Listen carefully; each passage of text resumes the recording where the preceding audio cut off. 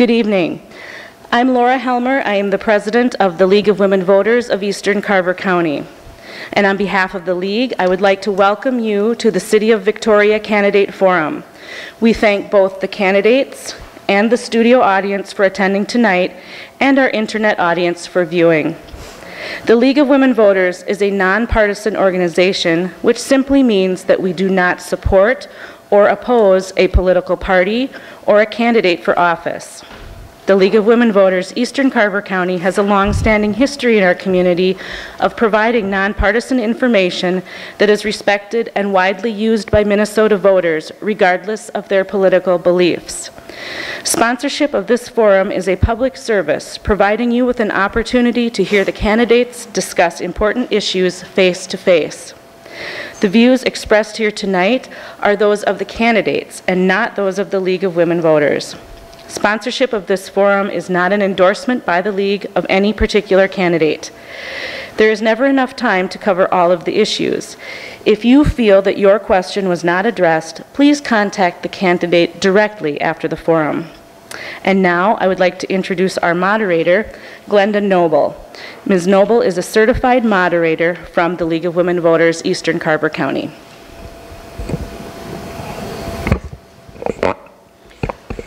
Thank you, Laura. We'll start with the candidate forum with the opening statements. Each candidate will be given 1.5 minutes for their opening statement and 1.5 minutes for the closing statement. Opening statements will be in alphabetical order of candidates. The closing statement will be in reverse alphabetical order of candidates.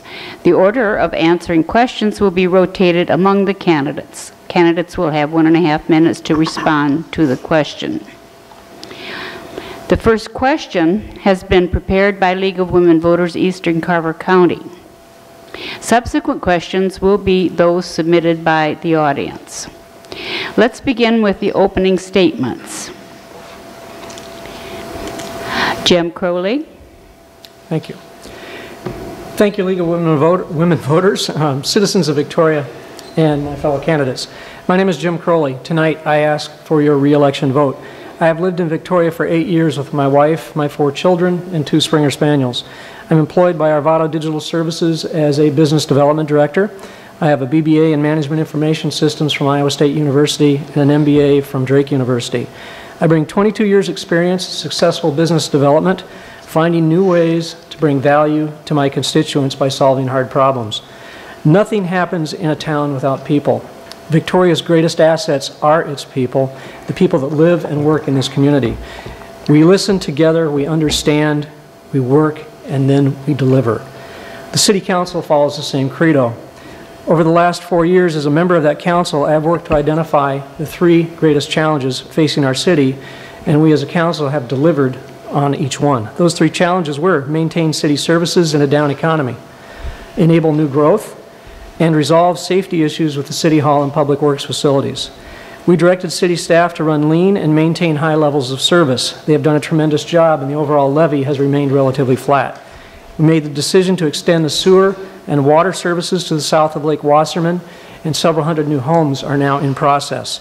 We have a City Hall and Public Works facility funded and under construction, finally resolving numerous safety and potential liability issues. I believe the next 3 challenges for us to consider are to balance single-family housing growth with growth in business, multifamily, and senior housing, maintain all city services while keeping the levy low, and downtown parking. Thank you. Thank you, Mr. Crowley. Tom Gregory. Good evening, and thank you, League of Women Voters, for hosting this event, and thank all of you for coming out tonight. My name is Tom Gregory, and I am almost a lifelong resident of Victoria.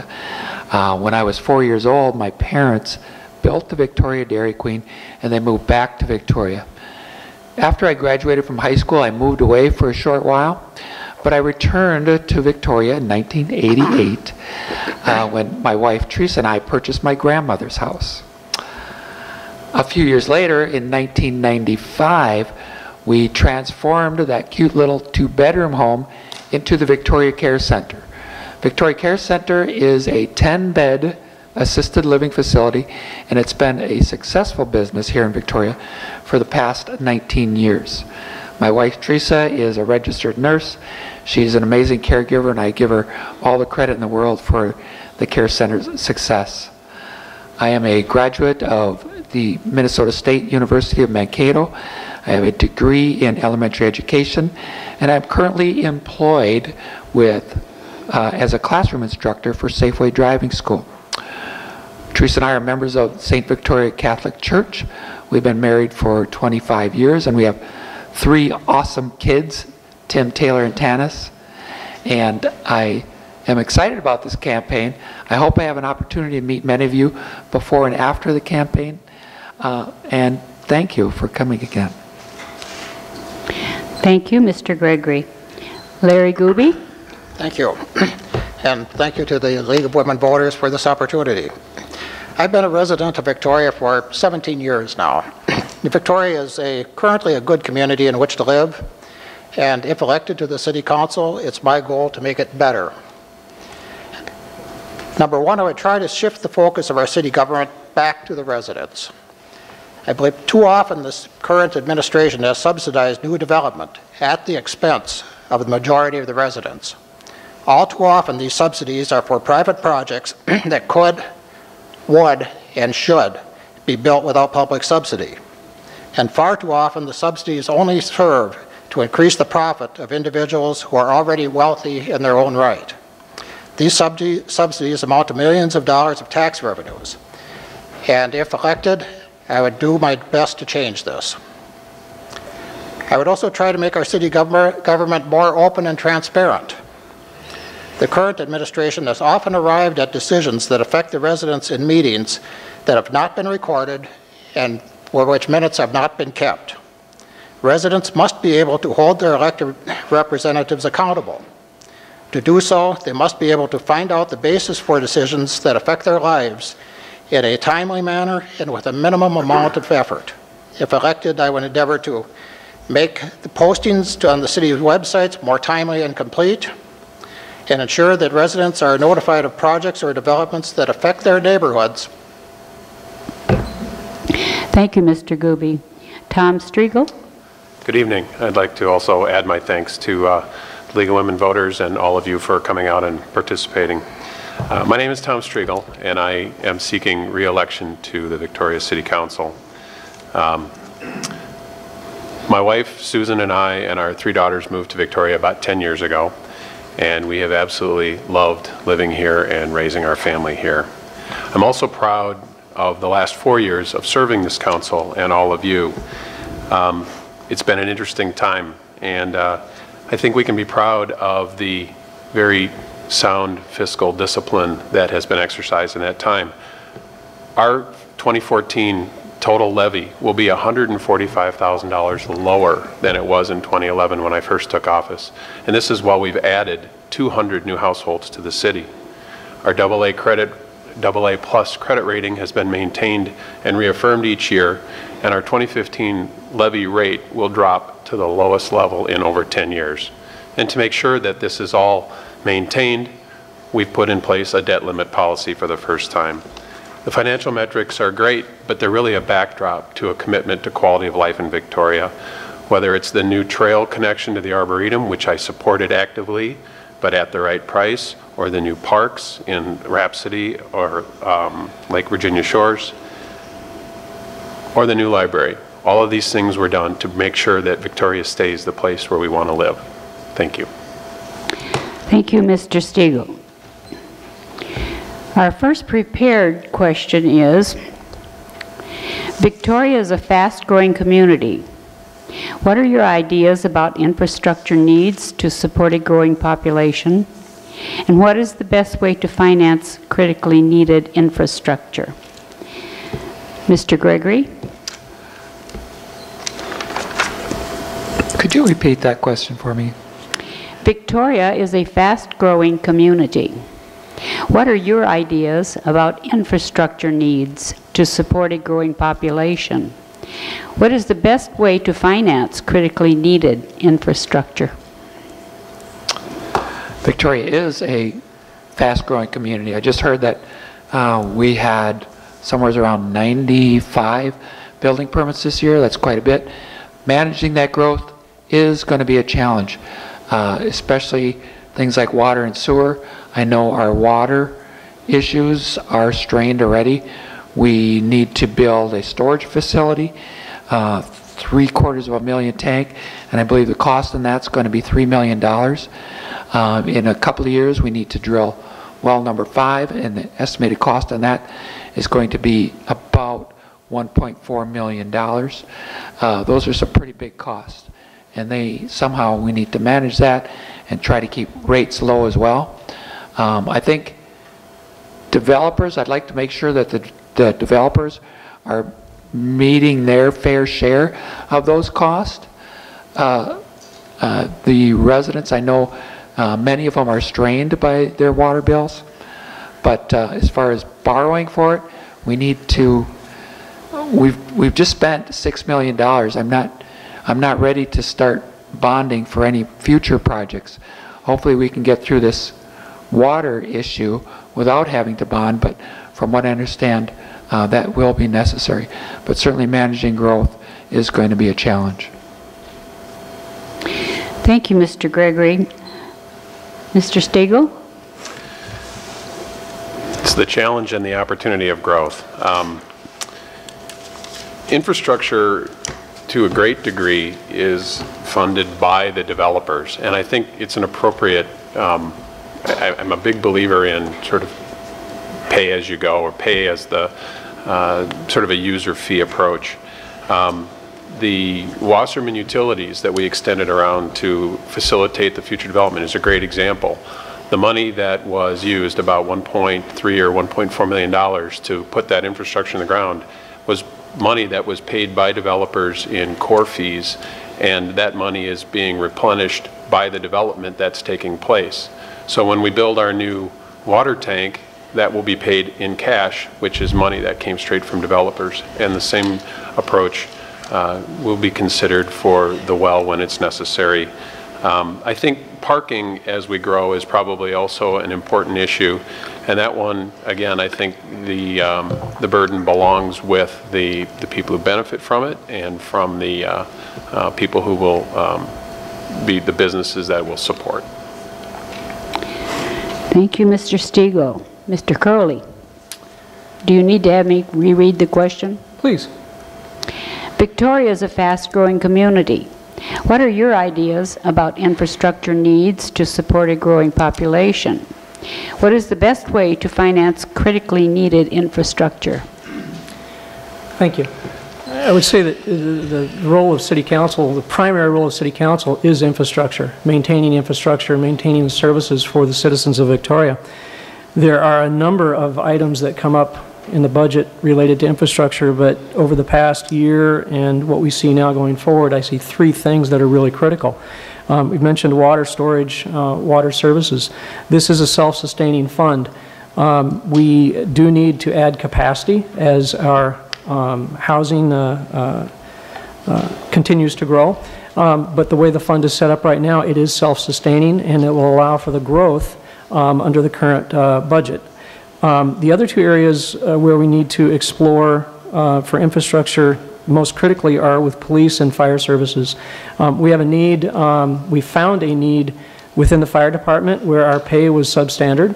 We increased that to be equivalent to the cities of Chanhassen and Carver this year, helping us recruit more volunteer fire departments. We have a need in the next year to consider a permanent fire chief to take on those roles. That's over $100,000 per year budget, or per year budget item. And then we also have to consider extension of police services as our cities grow. Those funds should come out of growth of new housing and should be funded by new housing. Thank you, Mr. Crowley. Mr. Gooby?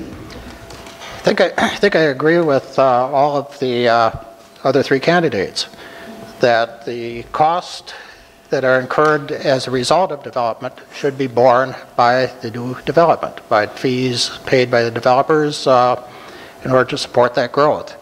And it's true, we do need a number of new services. The water storage, a new well, police and fire are a big issue. And these development fees should all include the cost of those services and that infrastructure. And I think so far, in many ways, developers haven't been required to pay their fair share of the cost just based on existing city policy. I think some of those policies could be changed. For example, on a parcel on by 78th and Cochia, each of the single-family residents on that street for the improvement of 78th Street is being charged on the basis or assessed on the basis of one dwelling unit. The parcel that's being developed with about 70-some dwelling units is only being assessed on the basis of 13. I'm not quite sure that that's fair to the existing residents. I think a more equitable distribution is needed. Thank you, Mr. Gooby. Now we have questions from the audience. The first one is, please explain to the community and residents of Victoria why you signed, or if you support or do not support, the following petition. We, the undersigned citizens of the City of Victoria, Minnesota, do hereby petition for the city to hold an election to allow voters to approve or reject the proposed issuance of bonds in the maximum principal amount of $5,615,000 in order to finance certain capital improvements described in the Capital Improvement Plan as set forth in Resolution Number 14 through 27 adopted by the Victoria City Council on April 14th, 2014. Mr. Gooby, do you need to have me reread the question? No, I think I understand the question. And I not only was a signer of that petition, but I was one of the people that circulated the petition in my neighborhood. And I did so primarily, both sign and circulate the petition, because I believe that the projects that bonding issue was funding were ill-conceived, they were overly expensive, and involved something in the neighborhood of $300,000 and some $1,000 in unnecessary cost that could have been avoided by the selection of particularly by the selection of a different site for the public works facility. And I believed in this case the residents really, or the city council should have went to the residents. It's not only the function of the city council to make the tough decisions, it's the function of the city council to be able to defend those decisions and educate their constituents and basically sell the decisions to the constituents. If they cannot do that, then perhaps it was a bad decision. Thank you, Mr. Gooby. Tom Gregory? I as well signed that petition. The council members, the 5 council members, were elected by the citizens through a democratic process, and that gives them the authority to make decisions on our behalf. Also part of that democratic process is the right to petition, and people do have that right, and that right is equal to the right to the process that elected the officials. It's a checks and balance, and the people did exercise that petition. They garnered enough signatures to serve that petition, and I felt that that petition should have been honored. Instead of honoring that petition, the council voted to throw it out. They voted to throw it out by changing the funding mechanism, in a sense costing the Victoria residents approximately $250,000 on that day when they decided to throw that petition out. I think that was unfortunate. There was a lot not to like about the proposals for the public works in the City Hall, and that was one of the reasons I signed that petition. Thank you, Mr. Gregory. Tom Striegel, would you care to have me reread the question? No, thank you. I did not support or sign the petition, and I did that because as a part of the council, I felt that, well, I knew that the buildings were needed. And I think even the detractors agreed that the facilities were required, were needed in order for the city to maintain its efficient operation and limit liability and hazards to employees. I further, did a lot of personal research, took time off from work to investigate different building methods and the costs. And so, together with Councilmember Crowley, we led the effort to reduce the budget by a full $3 million, getting it down to where it was something that I could support. I also, as a part of the council, was very knowledgeable, as we all were, of exactly which sites were being considered, why they were considered or not. And we looked at the total cost of each site, not just the acquisition cost, but the cost to develop the site, the cost of operating at that site, and then any other ancillary benefits like the TIF district that was created by swapping the land for the City Hall site. So I felt that not only was it the right decision to make, but delaying that project would make it cost more with no added value to anybody in the city. Thank you, Mr. Gregory. Jim Crowley? I echo Councilmember Stringel's comments. We worked very hard to investigate all the possibilities.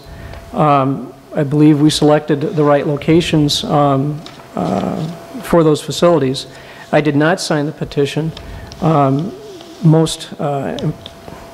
primarily the reason because it was founded on incorrect information.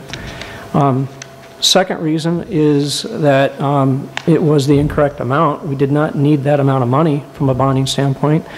And most importantly, it was presented as a threat against litigation. We were presented with the option of signing or being sued. And in my mind, that is not how a democracy operates. Thank you, Mr. Crowley. Next question. We'll begin with Mr. Striegel. Current city council members are the subject of a lawsuit. If you are elected, how will you address this issue? I'm not sure I understand the question. Current city council members are the subject of a lawsuit. If you are elected, how will you address this issue?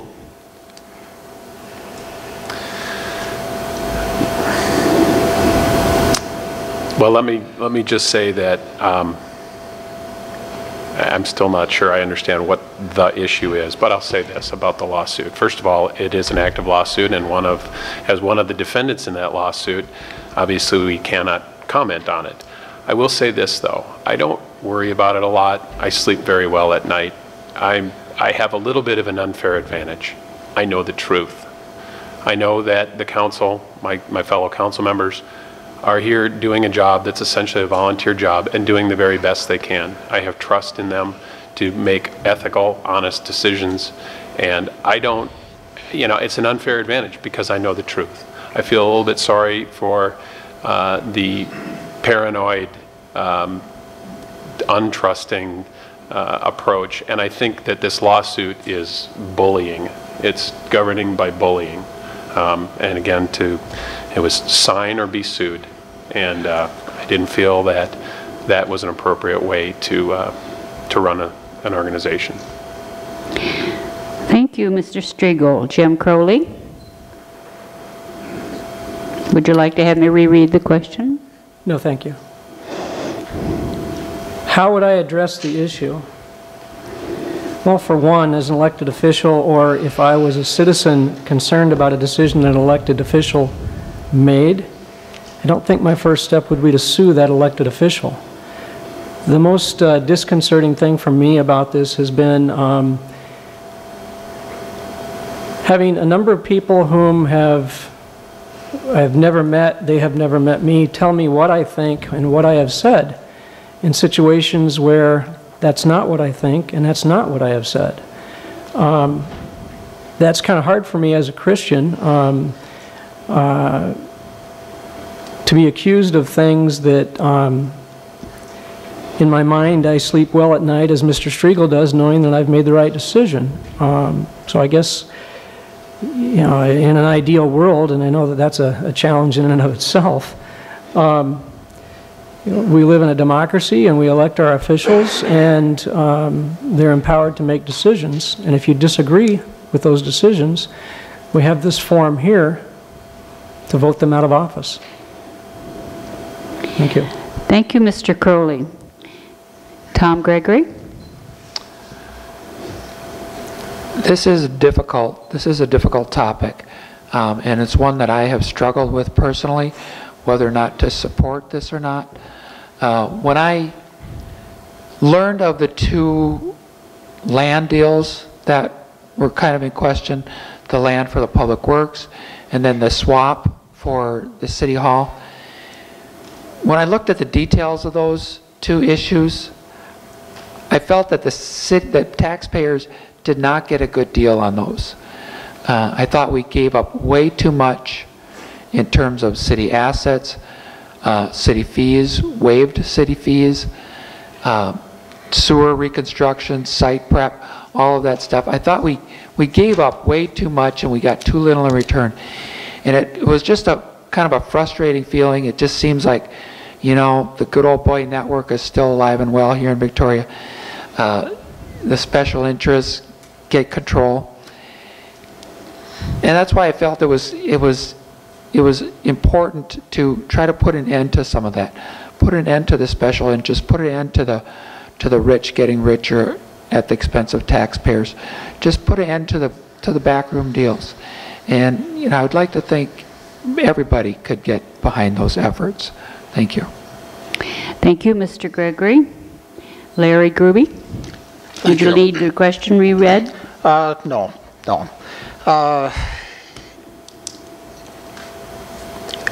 Second thought, yes. Would you please read the question again? Current city council members are the subject of a lawsuit. If you are elected, how will you address this issue? If I am elected, first let me say that this lawsuit, I've had the opportunity to review some of the evidence, and I find the evidence very, very compelling. And the lawsuit is not based on decisions that the existing council members made. The lawsuit is based on the way in which those decisions were arrived at. These decisions were often made through meetings or in meetings of a certain committee, and in exchange of emails between members of that committee and other members of the council, which constituted a quorum of the council, which was a violation of the state open meeting laws. And that was the basis of the lawsuit, not decisions that were made, but the violations of the state open meeting laws that were committed in the making of those decisions.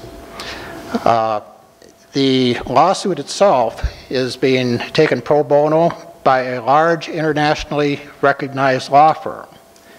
The attorneys in this law firm do not take these cases pro bono lightly. It costs a lot of money for them.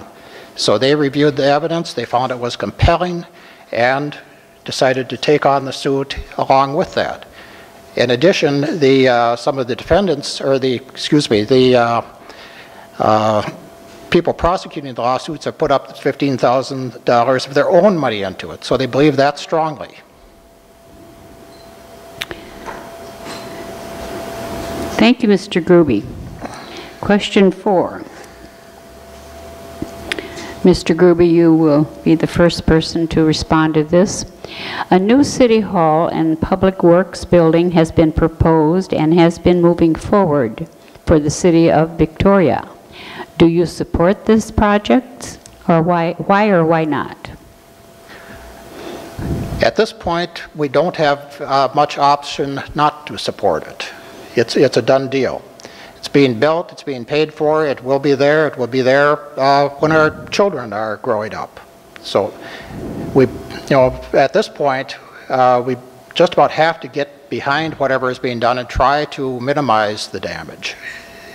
We're beyond the point of support or not support. It's done. Thank you. Tom Gregory? I did support building both facilities. However, I disagreed with the locations of both. As soon as I realized that the city was going to acquire the 10-acre tree farm, I wrote a letter to each of the city council members, hoping to sway them to build the city hall out on that 10-acre site with that public works part. According to Don Urim at that time, that would have saved us at least $500,000. Had we done that, we could have used some of those savings to push that public works building back off of Bavaria Road to try to minimize the impact of seeing that building. We could have put the city hall front and center. That would have shielded that building. I think it would have been a good fit for the city to put the public works next to the city hall, increase the communication between those two facilities. That would have left our downtown a little bit more open. We've got a parking issue downtown. I've been trying to encourage our city officials to not build so much downtown. We've got a parking issue that's really going to create a problem. If that grocery store is going to succeed, it has got to have convenience and quality. And if we compromise that by overcrowding this city, that grocery store can never survive. Once you lose a customer, you can't get it back. Thank you, Mr. Gregory. Mr. Striegel? I do support both of the facilities, both from the perspective of being needed and also from the perspective of where they were built. Again, there were a number of sites that were reviewed, and the sites were reviewed for a number of key factors, including how well did they fit the place where they were. You know, we had a site in the Rhapsody neighborhood that was designated as a future public works site. Clearly not a compatible use. So we sold that site and used that money again to help, you know, build the fund to fund these projects. So when the site on the Treat Farm was selected, it wasn't selected just for, it was selected because it was the right combination of cost to buy, develop, and operate the city operations. The terms of that development were very consistent with what any developer would experience in terms of infrastructure, connections, etc. The City Hall was actually a very creative, the land swap that created the site for the City Hall saved the city about $350,000 by turning this into a parking lot and a commercial building that will generate tax revenue and also a TIF district. We essentially get the City Hall land for free. Thank you. Jim Crowley, do you need to have the question repeated? Please. A new City Hall and Public Works building has been proposed and has been moving forward for the City of Victoria. Do you support these projects? Why or why not? Absolutely do support them. In listening to the other candidates, the term minimizing the damage comes to mind. I instigated the activities to begin the financing for both of these buildings as I was a member of the Finance Committee 3 years ago. And when we talk about minimizing the damage, we owe it to the workers of the City of Victoria to provide them with a safe place to work. And we owe it to our citizens to minimize the potential issues down the road, liability issues stemming from health concerns with both facilities. If you walk into the facility next door, you'll see that there are 3 sections that are plasticed off because of fumes that have continually seeped into what was in the 1950s a garage for a fire truck. We have the Public Works facility along Steger Lake Lane with a trailer because the employees are not allowed inside because of the fumes coming out of that. So when we talk about minimizing damage, I voted to move forward with this to eliminate the damage or the potential damage of liability to the citizens of Victoria and solve these problems once and for all. Thank you, Mr. Crowley. Next question, first person to answer will be Mr. Crowley. What ideas do you have for improving livability for all Victorian citizens, from young families to senior citizens? Thank you. I think there are, I'll say, two primary things when we talk about young families to senior citizens. There's a balance that's needed in our growth. We are a strong community, strongly growing, but that balance can be found in a new position that we have to fill, or a position that's recently vacated that we have to fill for community development and planning.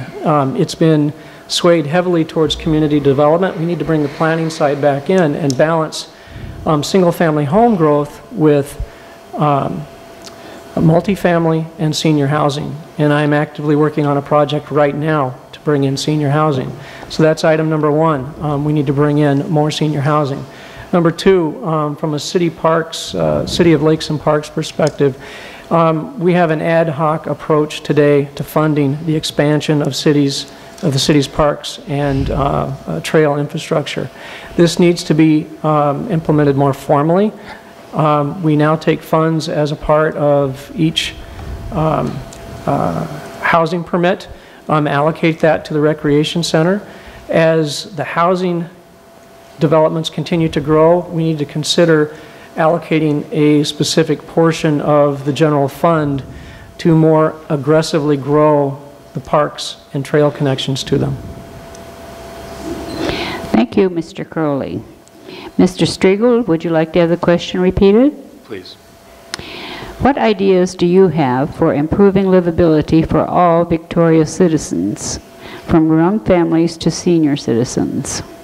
Thank you.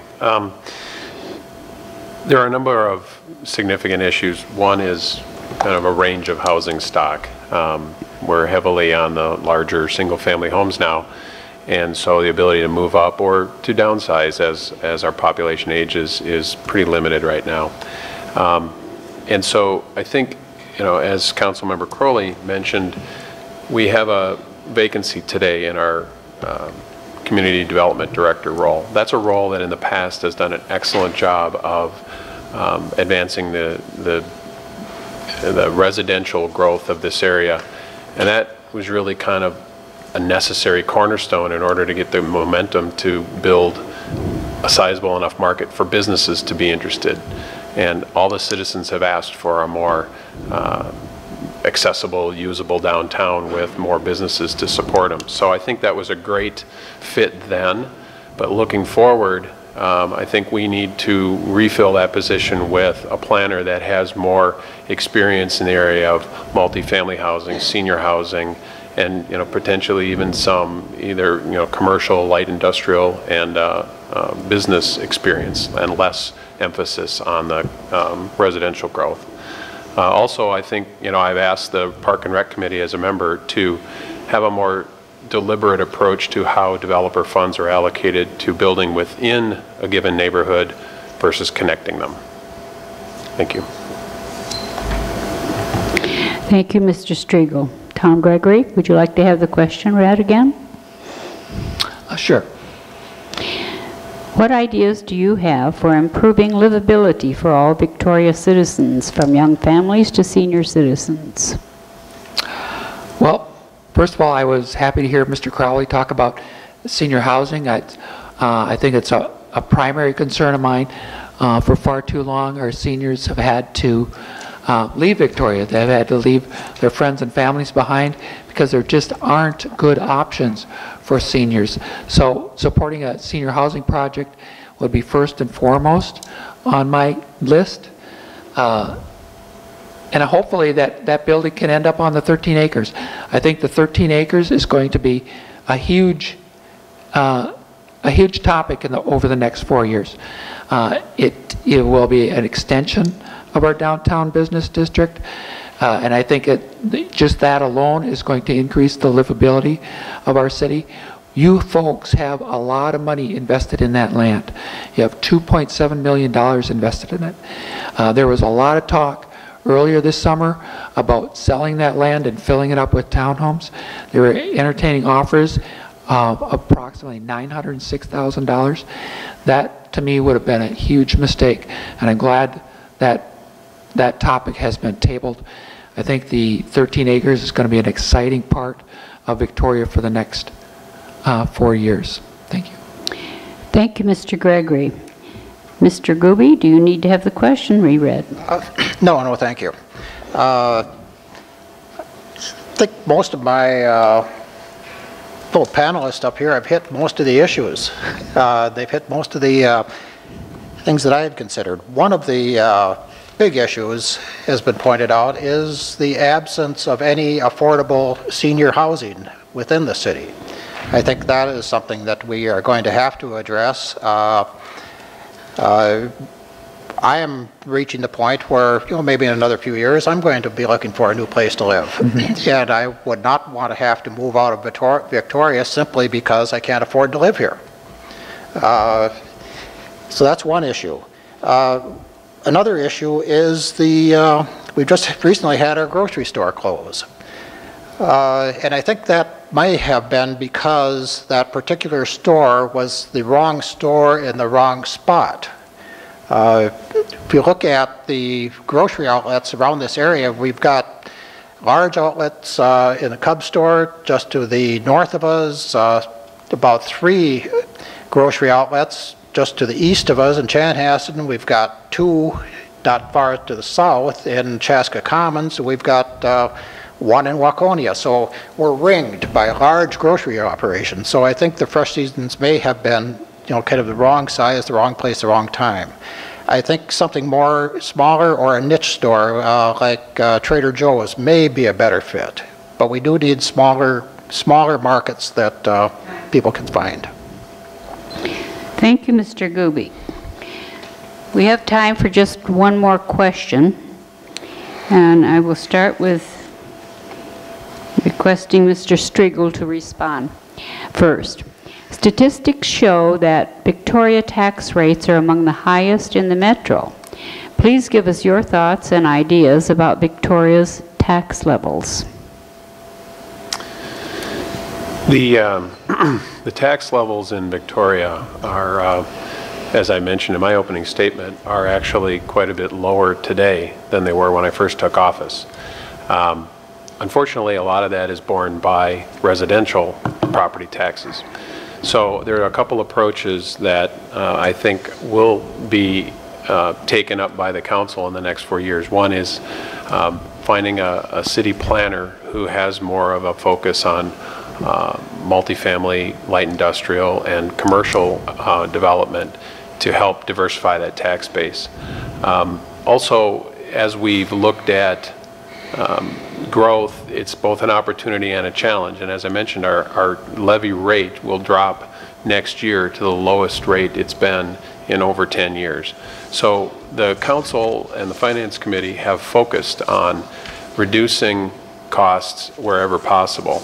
And I think the fact that this year's taxes will be $145,000 lower than they were 4 years ago is evidence of a commitment and a focus to that and a track record to achieve those results. Thank you. Thank you, Mr. Striegel. Mr. Crowley, should I reread the question? Please. Statistics show that Victoria's tax rates are among the highest in the metro. Please give us your thoughts and ideas about Victoria's tax levels. When I moved to Victoria in 2006, it'll be 8 years this December, I think we were 2 months in our house and Star Tribune came out and listed Victoria as the highest in the state. That was rather shocking. As Council Member Striegel stated, I'm proud that, to be part of a group that has worked to consistently lower the tax rates over the last 4 years. The levy for 2015 that is projected, or that we've approved at this point for 2015, is less than the levy in 2009. And this is including payments for 2 new buildings. So we're working hard, being fiscally responsible, to run City Hall very lean and provide the services that we still expect. In terms of lowering the tax rate, As I stated in my opening statement, we need to balance single-family housing growth with growth in business, multifamily, and senior housing. The answer is in diversification of our tax base. If we continue to emphasize single-family homes, we are at the whim of the economy of the housing market in terms of how we fund this city. Until we can diversify, we'll continue to be, in a sense, held hostage by single-family homes. Thank you, Mr. Crowley. Mr. Gooby, should I repeat the question? No. Thank you. One of the problems that we have is a lot of the, and I think both Mr. Strigl and Mr. Crowley have said, that right now our tax base, the people that are paying for the city, is largely on the residential sector. And we have gone to great lengths to set up TIF districts, tax increment financing to subsidize many buildings in the downtown area particularly that could have, would have, and should have been built entirely with public funding, or with private funding. They should not be subsidized, and one of the reasons that we have a high tax levy is simply because of the subsidies of that are going out to these TIF areas. The other reason is that we do not have any significant commercial or industrial base. That's one of the things I think we should be looking at. Particularly, we've got a lot of open land down near 10 and 11 that we should be looking at trying to get some industry in there that can maybe provide some jobs that people wouldn't have to drive 15 miles to get to, and provide more of a tax base for us. Thank you, Mr. Gooby. Mr. Gregory, do I need to repeat the question? No, thanks.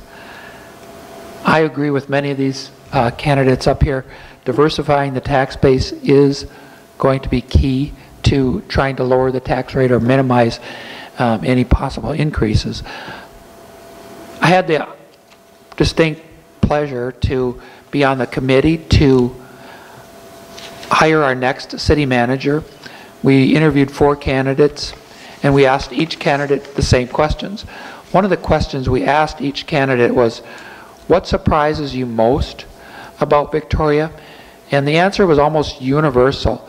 Each and every one of them said our limited commercial space, which brings me back to the 13.5 acres. There again, I think that is going to be an excellent opportunity to develop that land. I think once the economy heats up a little bit, that land will become much more attractive to developers. And if we do that, we are going to increase our commercial space, and that's certainly going to help with the diversification of our tax base. There again, I just can't imagine any reason why we would ever want to consider selling that land for a townhouse development. It needs to be preserved as an extension of our downtown business. Thank you. Thank you, Mr. Gregory. Candidates will now have 1.5 minutes for their closing statement to summarize their qualifications and positions. And the closing statements will begin with Mr. Strigl. Thank you.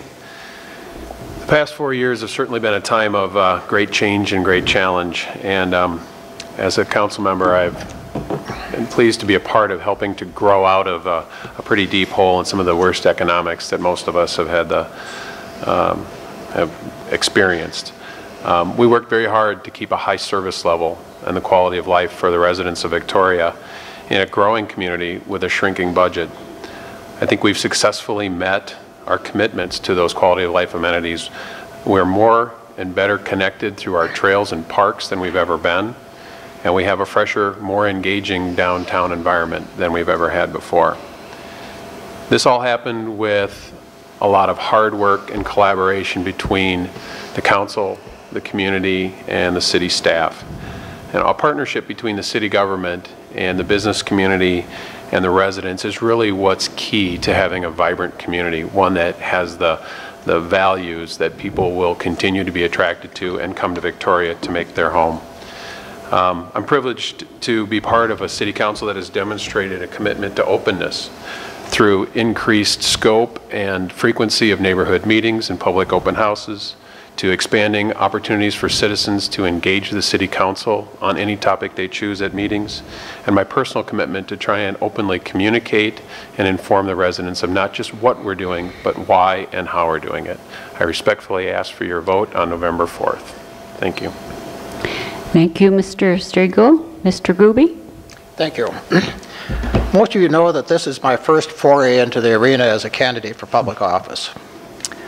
However, I'm a quick study and assure you that I will make myself fully informed about all aspects of any issue that requires my vote, and will fully consider the consequences with respect to both current and future residents before making any decision. What I can promise the residents of Victoria is that if elected, I'll put the welfare of a majority of the residents above the welfare of any special interest. I will not be a party to any decisions that affect the residents that are not subject to public scrutiny, and I will exercise fiscal responsibility and restraint in all matters that affect the residents of the City of Victoria. Finally, the city government is currently controlled of a cabal consisting of the mayor and 3 of the 4 members of the council. You must replace 2 incumbents running in this election with me and Tom Gregory to effect a change. The current council has marginalized Joe Pavelko and regulated him to a position of being the sole dissenting vote in many of the decisions that have committed millions of dollars of tax money to projects that do not provide a corresponding benefit to the majority of the residents of the city. I am asking you to inform yourselves with respect to the issues, discuss the issues with the candidates with your friends and neighbors, and go out to the polls on November 4th and vote. If you agree with the way the city is currently being run, vote for the incumbents. If you would like to see the way the city is being run changed, vote for me and Tom Gregory. Thank you, Mr. Luby. Tom Gregory? I would like to think I would make a good city council member. I think my background kind of gives me a little bit of a different edge on the current city council. I grew up in this city. I spent most of my adult life in this city. My family goes back for 5 generations. I think with the Care Center, 20 years in the Care Center, we've got good ties to the business community. We raised our children in this city. We know and understand the needs of families and our parents and families. I'll work I'll work hard to try to earn your support. I will try to make your voices heard. I would be honored to represent the City of Victoria. I think it's a wonderful place to live. And with that, I would like to thank you for holding this event. I would like to wish these gentlemen all the best of luck, and I would like to thank all of you for coming out tonight for this very important event. Thank you. Thank you, Mr. Gregory. Mr. Crowley? Just sitting here thinking to myself, I haven't been through one of these since high school. This has been a fun experience. Thank you. City of Victoria has tremendous opportunities facing it, not without some challenges. City of Victoria is what it is today because of the people that live here. My first introduction to you, the community, was a part of a business development committee in working with the businesses downtown in order to bring more citizens down to their shops. And through that experience, I was able to meet some wonderful people that were just trying to make this city better. And through that process, they asked if I would run for city council, and so I did. We've talked a lot about all of our individual qualifications, capabilities. We're all capable people, and I'm sure all of us would serve you well. But it's not about us. And so I guess my pledge to you, it's not about me as a city council member. I do this because I enjoy it, and I will work hard in order to pursue the 3 challenges that I listed in my opening statement. If we can solve those, we can be a better Victoria. Thank you. Thank you, Mr. Crowley.